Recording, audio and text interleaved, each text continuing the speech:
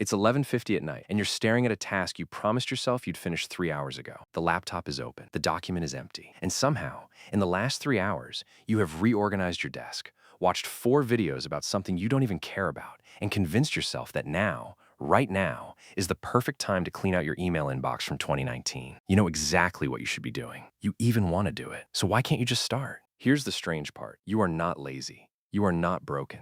And you are definitely not alone. Right now, in this exact moment, millions of people around the world are sitting in front of the same blinking cursor, the same unfinished task, the same quiet shame.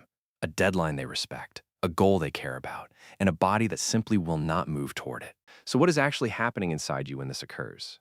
And why does it feel less like a decision and more like something is happening to you? Let's find out. For most of history, procrastination was treated as a character flaw. Lazy people procrastinate. Disciplined people don't. That was the story we told ourselves. And honestly, it's the story most of us still believe about ourselves at 3 in the morning, lying awake, wondering why we couldn't just do the one thing. But here's what almost nobody tells you. The people who procrastinate the most are often the people who care the most. Students who procrastinate on a thesis usually care deeply about getting it right. Employees who delay a difficult email usually care deeply about how it will be received. Parents who put off a hard conversation with their teenager usually care so much that the weight of it becomes paralyzing. Procrastination isn't the absence of caring. It's often the presence of too much feeling, with nowhere for that feeling to go. Think about the last time you procrastinated on something that truly didn't matter to you. It's hard to remember, isn't it? That's because we rarely procrastinate on things we feel nothing about. We procrastinate on the things that are tangled up with our fear of failing, our fear of being judged, our fear of finding out we're not as capable as we hoped. This is why willpower advice so often fails. Telling someone who procrastinates to just try harder is like telling someone who's drowning to just swim better.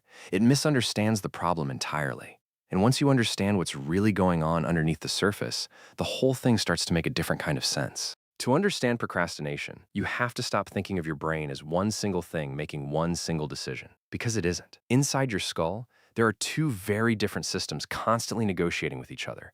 And most of the time, you don't even notice the negotiation is happening. One system is ancient. Psychologists sometimes call it the limbic system, but you can think of it more simply as the feeling brain. It's fast, emotional, and obsessed with the present moment. It doesn't care about your career in 5 years. It cares about how you feel right now, in this second. The other system is newer, evolutionarily speaking. It lives mostly in the prefrontal cortex, right behind your forehead. This is the planning brain. It thinks about consequences, deadlines, long-term goals, the version of you that exists next month or next year. It's slow, deliberate, and, frankly, easily outvoted. Here's the problem. When you sit down to do something hard, boring, or emotionally uncomfortable, your feeling brain registers it as a threat. Not a physical threat, but a psychological one. The discomfort of starting a hard task lights up in a very similar way to actual pain.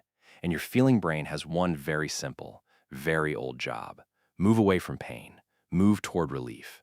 So it does what it has always done. It reaches for the nearest source of relief, your phone, a snack, a YouTube video, anything that turns the discomfort off, even for a few minutes. And in that tiny moment of relief, your brain learns something dangerous. It learns that avoiding the task feels good right now. It doesn't calculate the cost later tonight, or tomorrow morning, or next week. It only knows the relief, right now, is real. This is what psychologists call temporal discounting. Our brains are wired to value immediate rewards far more than future ones, even when the future reward is objectively bigger and more important. Your planning brain knows that finishing the project will feel amazing in 3 days. But your feeling brain doesn't live in 3 days. It lives in the next 10 seconds. And in a battle between now and later, now almost always wins, unless something changes the terms of the fight. There's another piece to this puzzle, and it might be the most important one. A lot of procrastination isn't really about the task at all.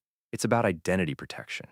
If you never start the essay, you can never find out that your best effort might not be good enough. If you never send the business proposal, you can never be told it wasn't impressive. As long as the task stays unfinished, there's a strange kind of safety in that unfinished space. You get to keep believing in the version of yourself that could have done it brilliantly, if only there had been more time. Psychologists call this fear of failure, but it's really something quieter and sadder than that phrase suggests.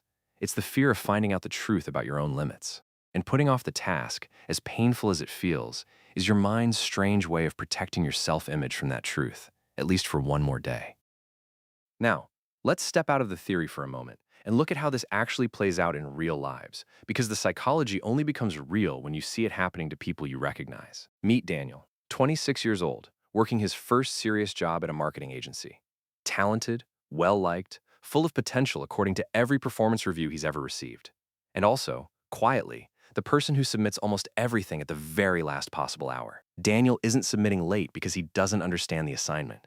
He understands it perfectly. He's submitting late because somewhere along the way, he decided that if he does his best and it isn't good enough, that will say something permanent about who he is. But if he does it at the last minute, rushed and imperfect, he has a built-in excuse. It wasn't really his best, so it can't really be a true test of his ability. This is the exhausting logic so many high achievers carry without ever saying it out loud. Delay becomes a shield. If I never truly try, I can never truly fail. Now meet Amara, a university student who spends 6 hours getting ready to study before she opens a single textbook.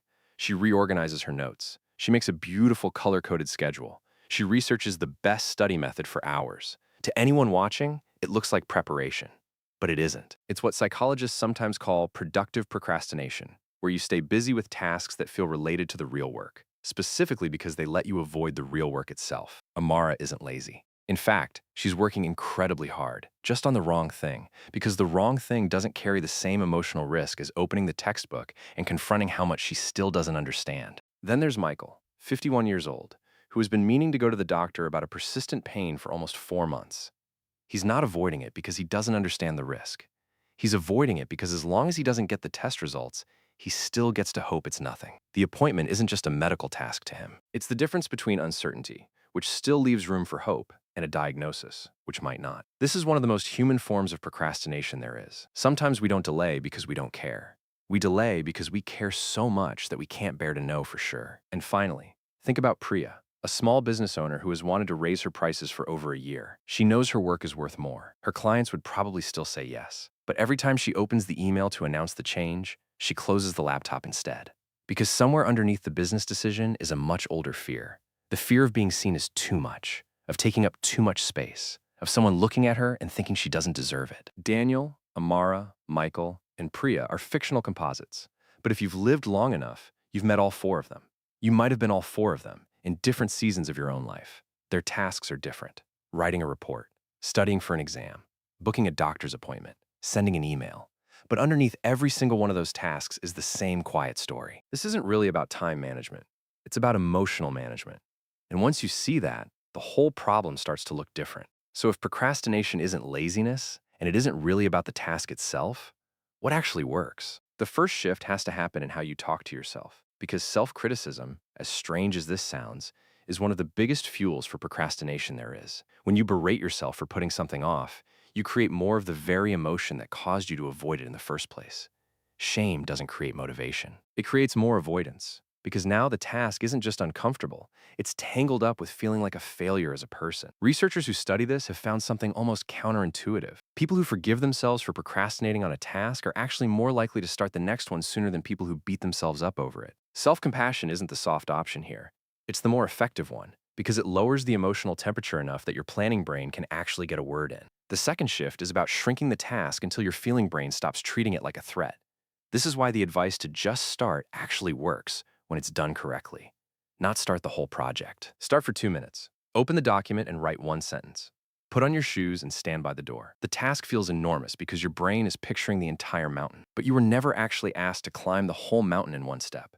You were only ever asked to take the next one. This works because of something psychologists call the Zeigarnik effect. Once you begin a task, even in a small, imperfect way, your brain starts to feel a pull to finish it. Unfinished actions create a kind of mental tension that finished ones don't, which means the hardest part was never the whole task. It was always just the beginning of it. The third shift involves changing your relationship with the future version of yourself. Here's something worth sitting with. Studies using brain imaging have found that when people think about their future selves, the brain activity looks strikingly similar to when they think about a complete stranger. That's part of why it's so easy to dump work onto future you. Some part of your brain genuinely doesn't feel connected to that person yet, so make future you less of a stranger. Picture them specifically. Not just me next week, but the exact moment you'll open your laptop next Tuesday morning and either feel relief because you already handled this, or feel dread because you didn't. That specific, vivid image creates a kind of emotional bridge between who you are now and who you're about to become. And it makes the decision in front of you feel less like a favor to a stranger and more like a promise to someone you actually love. The fourth shift is about redesigning your environment instead of relying only on your motivation. Because motivation, as anyone who has ever tried to rely on it knows, is wildly unreliable. If your phone is on the desk next to you, it will win. Eventually, simply because it requires less effort than the hard task in front of you. But if you put your phone in another room, you're not fighting a battle of pure willpower anymore. You're just making the easy choice slightly harder and the hard choice slightly easier. Environment design isn't cheating. It's working with how your brain actually operates instead of against it. And the fifth shift, maybe the most important one, is learning to sit with discomfort without immediately reaching for relief. This is the skill underneath every other skill, because the truth is, the urge to avoid will never fully disappear. Even people who seem incredibly disciplined still feel that pull toward the easier thing. The difference is they've practiced noticing the urge and choosing not to obey it immediately, just for 10 seconds, then 30, then a full minute. That tiny gap between feeling the urge and acting on it is where change actually happens. Not in some dramatic moment of willpower, but in these small, repeated, almost invisible choices. None of this means procrastination disappears overnight. It doesn't work that way for anyone, no matter what any productivity guru promises you. But something does start to shift. The task stops feeling like a monster in the room